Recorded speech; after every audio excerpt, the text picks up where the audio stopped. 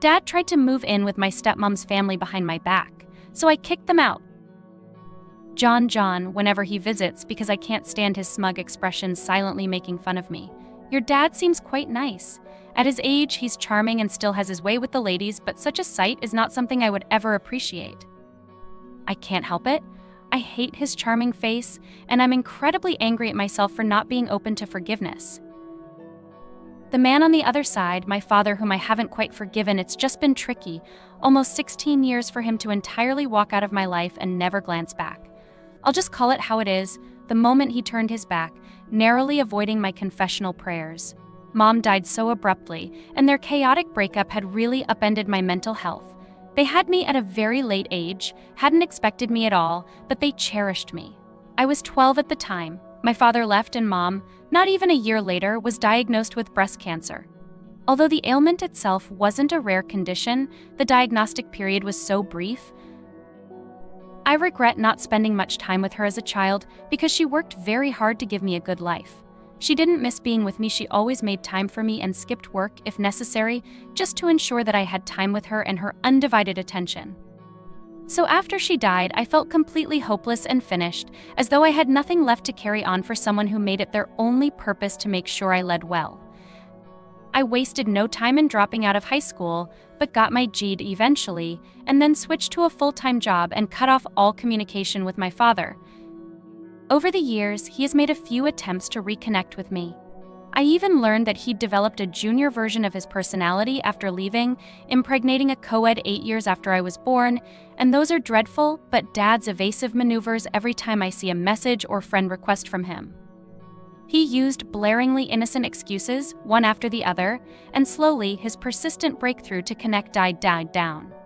But at 28, I decided to put my life on hold for a while and take a few months off work to deal with the years of pent-up emotions. As I scrolled through my friends list a few days after, a pending message caught my eye. It was my dad, and after pausing for a moment, my finger tapped open the thread. He hadn't said much, just some small talk and a plea to give him a call. I gave it some consideration before deciding that maybe it was a good sign that I needed to move on, and gave him a call. We exchanged some niceties before he came out and said that he was getting old and couldn't keep living like some teenager. His yearning to reconcile was evident, and I had him weave in some information regarding his personal life over the years. Dad had found a reasonable degree of professional success at his work, but personal life was a different story. Marriage out of the question, flings for brief periods, and on the parenting front, an estranged bond with me. Each of his relationships had ended for the same reason, with news like, "What now, this woman, Daryl, is one that lasts, and I would like you to meet her before you make any judgments." We planned to meet at his place. No time frame decided that I'd call the shots on this matter. He had asked us in 2 weeks. When it came around, rage started to bubble up inside me. Daryl was with her husband. The two families were in the process of moving one into the other to make room for my dad. He was charming, gentle with my father in a way I could never be. We ended up making a mostly polite conversation out of it. 25 later, I left with a parting speech from Daryl, but on the way to my car, I could tell the Jedi was in the middle of good riddance. My fingers were tight around the steering wheels tremblingly, but it took only a second to come to the decision. There was no way I was going to let things go on course from the looks of it. He had already moved a large chunk of his stuff in, and the way he was being fawned over. Good enough, and stretched, but a few days later was what I emailed to my father and broke the news to him gently. I didn't follow up because he did with my decision to keep my mother's hand and went so far as to blame me for what I couldn't get from my attachment. I didn't defend myself because we were no longer worth the fight to me, but he apologized a few emails later, one that struck me because this was the first time he ever acknowledged his mistakes and means myself had anything less than a model son. I accepted his apology, and we kept in contact. He reported to me about the unfortunate event in his life, like his breakup with Gerald and what follows a few months later, his health scare and recovery after a freak hit-and-run accident.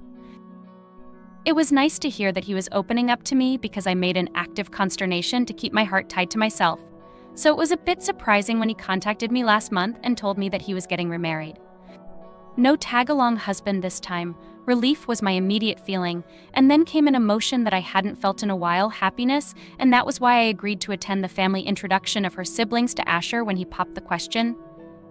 After all that introduction, I was hopeful that his son would be there and was ready to leave as soon as he was, wondering how things would turn out after all these days. He'd shown us the project he was working on, and I forgot to keep track of the time, borrowing books from Asher's library and getting so wrapped up in conversation that I'd never find time there in peace. I would have even exchanged emails were it not self-explanatory. He would not appreciate my invasion of his personal space. Months afterward, he disappeared without a trace, so I have to continue living my life without him, reading and educating myself the best I could. My father continually asked me if his emails were coming through, as he had received no new responses from my side. Whenever we met for our dinners or drinks, I'd confront say no with certainty. Among my father is also the picture I kept in his house, plus numerous phone reservations. I doubt it has been missed, it's just some visual evidence that my conversations in the house were not private, given the searing side eye I received from his hatred-filled tabbies. He doesn't speak openly to me about our female fourth half, but then again, we never speak openly, just want to deceive ourselves and speak of a harmonious, but then Jewish one to pull me away from my rage that I kept trying to numb with alcohol and empty hookups. He lacks me to gaze into his soft, ever-caring eyes while he is servicing me dessert and after, giving me a bedtime kiss on the front space in his house, saying, "Good night, John." I resent and hate Asher, as I did my father on his grand disarrangement. He calms me out of my sad experience, shows me it's okay to continue leading after that. I move on, eventually dispose the photo frame cleverly at the first garbage pickup and Biomar. I wonder if this is the last chance to redeem myself before John finally forgets me, business with Dad, other embarrassment, or cruel jabe of my game up. I haven't had any other family, and the one I've known the longest is the one that has cared so little for my pain. Deeply intoxicated and ruminating on things up, then I was a laughingstock after all. I use his closure for more a week though, slowly dissipating old wounded. I closed a jar of my life history that remained open for 4 inexecutable months and years after all that had already flowed on over too late. 45, I came to a realization, something I should have recognized back when I was. Dad is exiting the witness stand during the McFarland incident, almost tripping up on his way to the restroom. One of those few moments when he would think to speak and doesn't keep his eyes low-rate shot. With an expression he only had with me, not with the judge or jury or even the police questioning him, letting me understand that he had told them a lie or some words that mattered, he did something wrong and we got away with it. Jeopardizing his compassion following the McFarland incident.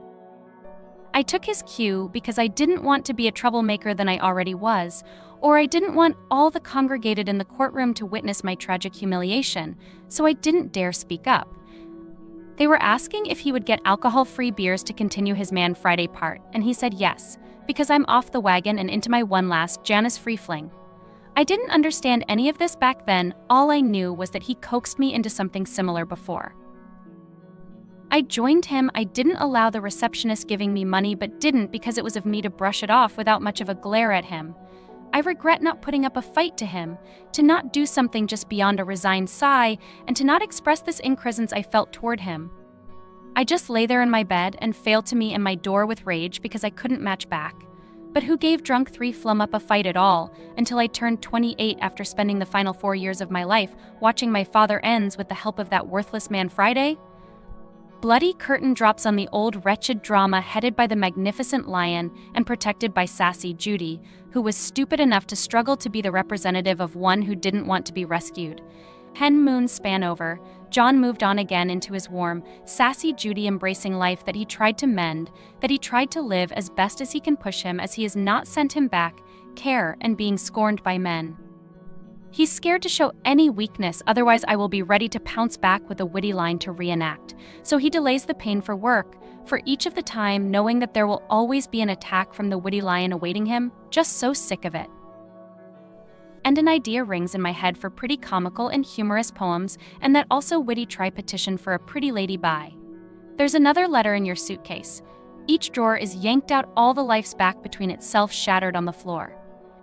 You violently told him to leave your documents alone. With sad, misty eyes and a panicked tone, he tries to cling onto his innocence, but he knows where this is going. You mock up your rage, wrath, visages, and he has nothing to say to try and counter it. John, you can't do this. This is a crime. Look, I found more money, but he's cut off as soon as the first roll ball of $1 bill comes out through the mouth of the open drawer. I know, and you know that you won't give it back. Just look at how pitiful John. There is no one to show his smirk, or to rub his face in it, for you to plant seeds of doubt and self-scored hatred, then have them sprout and bloom into never-ending apologies, just a tablet to work for, just to stumble about in his disarray. I knew what mischief that I was up to this time, but I went on almost challenging Betta that she was also my doing. The others thrived by blushing me so much, thrust by being so uncaring, so smug. It was instinctive, and only after he left once more from the house I lived in, still shutting the one exasperated door on the dispossessed face of mine, that I finally came to a surprising revelation. Absolutely nothing about your friends. Dario was correct. We're all so carefree because that was just how to cope with things. She didn't get over petty dramas with money, such as this, but it wasn't as if we had a lot, and she made sure that I knew that from a very young age. It effaced the limited liquidity of our family on me, which also made me cautious about every expenditure, made me economize everything, but also taught me the value of money. That's how her eyes never opened, turning a blind eye to skills, low maintenance, minimalism, and humor, even when she did her finances, even when her ledger would balance and the calculator would not invite any skepticism.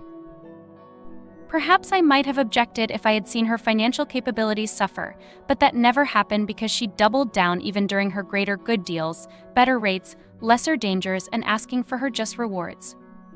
But not with petty rules or not. I learned my mother's ways almost to the word. During summer, when I was 15, I took an extended trip to Mexico with my friend for the break, and it made me so many questions that my father paid for it, he confirmed, but fully expected me to do something in exchange to pull my weight. I tried picking up on several odd jobs that exceeded my capabilities, pool cleaning as of on board, dishwashing without any tips. I worked and failed at it so many times until a bisho finally took interest in my application, said that they needed someone like me. Within a week's training period almost concluded, and me becoming a part-timer, and I learned duty, taught me the cheaper prep secrets, and that was just so for me. I loved it, but one thing did disturb me and I spelled it out. After I got my paycheck, I decreased a little, especially while I saw that Bastiano had taken a backseat from his Filipino workmates who were just commenting about their dreams about finishing college, buying one of those fancy ready-assembled homes, and ascending on the ladder of American economy, and then defeating gravity altogether to see their love. That day, I decided that they were estimating my worth based on my duties, which was clearly wrong and not according to my map to the wealth I belonged, me and my family. The next moment we were finished up, I turned to Bastiano for some disquisition and announced that I wanted to quit. The anxiety was plain, and he was trying to position his reply carefully to my not completely unexpected demand, so he put his courage to explain to me that I had not entirely learned everything yet to turn the balance of my money back to zero, and so he handed me his own money, saying that he would expect me to repay him with interest when I could. A righteous deal to overturn the issue, but a little bit too much interest, and that's the reason I continued. It might have been slightly reckless or entrepreneurial, but I was done feeling sorry for benefiting for myself. I would pay the coin to boost my lifestyle. How else am I supposed to send the message to the subscribers of my YouTube channel what I'm about and alive? Am I to survive by burying my head into the sand or shove it further up my father's? By relying once again on the benevolence of Bastiano with my VIP traffic card? No, the aspers go once we off from the vending machine. There was someone open up to pour hot coffee on my bare, exposed hands, someone filming me when I'm preparing my sweet calls in handcuffs. Once that goes wrong, are the countless other reasons. As he was shocked that I was fetching with him, utterly repulsed by the idea, really, I was doing it for my life and career, for my future in Cube Store, but he was absolutely livid that I tried discussing this with him for money, and just saying no can't suddenly make 0 into 800. And once we were having a heated argument and Dungeons and Dragons club with some of his fellow numbskulls, Aisha heads he invited some had to chime in, one-upping each other by making me out to be some kind of parasite that drains my father's life for good since his doing still. It took just one word from me exposing his true nature that jerk fell down from Discord calls, and one followed after another, so did they, but all with similar variations that has more money than goodbye, and that left transforms a different one. I decided to do the only tale, the ticket was so now, and call my Uncle Emmanuel to ask about the job. Not that we were particularly connected to the poor, but my father always kept his earned money all to himself. Previously, I think he just got lost in his heart or something. Yet A.B. Che to everybody else, a hypocrite. The phone call was a bit of a revelation because I learned truths about my father dirty past one would bring up for sheer disparity of having a known identity that are so unnecessary that it just felt like pure storytelling of another crafty, savage story testing my nerves. So I always knew there was something there cuffing, but when placed explicitly in the middle of criminal activities, confirmation of such capability never met my innocent ears. I never deemed him capability for a dangerous sociopath or a sly trickster with a gentle nature, and that is why you can't completely dismiss him, because suddenly he could be radical to the party of a far immaculate. How can you even do that? Shame the person trying to liberate himself, especially when you were negotiating with me. Every other way possible to get me back, yet never silenced dividends because he needed me as his punch bag. Cut ties in him completely signed, scared frickin' legal, ST were manipulated and just learning about his sad and unfortunate past with our late mother to a fault, but never offered. He deleted every contact altogether after finishing. Convincing Uncle Emmanuel to never ring me through again no matter the pretense or wrongdoing. Nothing personal. Mumbling about it as he was shocked that I was fetching with him, off, disrespectfully barging into his father's resources. Want off or not business. The tension in the household changed ever abominably, and I knew that I would have to move right out of my home as soon as possible if I at all wanted to breathe before I really did the unthinkable and landed with a criminal record, but the graphic details of her calls. I was so angry, but felt it equally important that he leaves without any word. The weak bond of blood couldn't deter me anymore, so I got out my charts and started mapping my route for the audacious goal of surviving by myself, moving open to borrowing, not exactly living under various bridges. With packed kitchenwares and lots of unread self-help literature until content income steered in. I told Bastiano and we made a deal for me to never borrow money for anything, which was just fine by working more than enough. I was working, additionally, a side dish as a cleaner, and others as an electrician. The symptoms spawn and tell that he was also doing most of the jobs I had previously failed to do, or he just shut down his business altogether and hired me as an apprentice, once again hardly proving anything to me. I was busy saving and not spending, proving that I was worth it, or maybe just not entirely trying to forget I was still human.